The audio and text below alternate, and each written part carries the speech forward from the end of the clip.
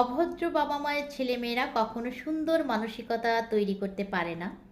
তারা অসুস্থ পরিবেশে বড় হয় বলে পরিবার বলতেই তাদের একটা ধারণা তৈরি হয়ে যায় যে পরিবার বলতেই হচ্ছে অশান্তি, ঝগড়াঝাঁটি, কোলাহল, ক্রন্দন, এইসব।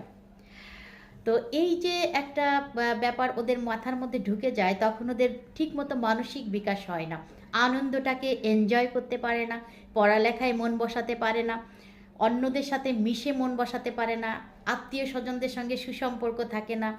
এই জন্যই ছেলে মেয়েদের জন্য হলেও আমাদেরকে অন্তত একটু ভদ্র আচরণ করা উচিত।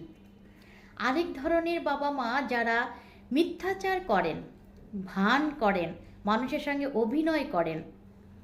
যেমন ধরেন, আপনি অন্যায় করছেন, আপনি ভালো মানুষ সাজার চেষ্টা করছেন, অন্যের কাছে ভালো মানুষ সাজার চেষ্টা করছেন, কিন্তু আপনি অন্যায় করেছেন। ওটা আপনার সন্তান দেখেছে এবং প্রতিনিয়ত দেখছে যে আপনি আপনার আত্মীয় স্বজন কিংবা আশেপাশের মানুষজনের সঙ্গে অভিনয় করে চলছেন। এই বাচ্চাগুলো ভীষণভাবে প্রতারক হয়ে ওঠে, এই বাচ্চাগুলো মিথ্যাবাদী হয় এবং এই বাচ্চাগুলো পরিবার থেকেই বুঝে যায় যে মানে এভাবেই বোধহয় এটাই স্বাভাবিক। এই যে মিথ্যে বলা, মানুষের সঙ্গে প্রতারণা করা, অভিনয় করা, এগুলো বোধহয় মানে খুব স্বাভাবিক একটা বিষয়। তো এটাকে সে নিজেই কন্টিনিউ করতে থাকে, কারণ বাবা মা যেটা করে সেটাকেই বাচ্চারা রপ্ত করে ফেলে।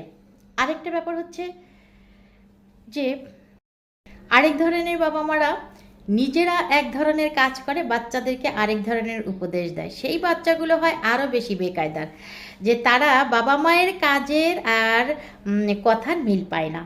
তখন এই বাচ্চাগুলো বেঈমান, প্রতারক, এই টাইপেরই হয়। আসলে আমরা ভাবি যে আমাদের বাচ্চারা আমাদের কথা শুনছে না, একটা পর্যায়ে যে আমরা ভীষণ কষ্ট পাই, অনেক দুঃখ পাই, বাচ্চারা বেয়াড়া হয়ে গেল, বাচ্চারা ভালো না, বাচ্চারা নেশাগ্রস্ত হচ্ছে কিংবা কথা শুনছে না, কন্ট্রোলে আনতে পারছি না। ভেবে দেখবেন, শুরু থেকেই এই বাচ্চাগুলোর মানুষ করার, এই বাচ্চাগুলোর মানসিক গঠন তৈরি করা, মানে সঠিকভাবে গঠন তৈরি করা আমাদের দায়িত্ব ছিল। সেখান থেকে আমরা সরে গিয়েছি, তাই এখন এই ফলগুলো আমরাই ভোগ করছি।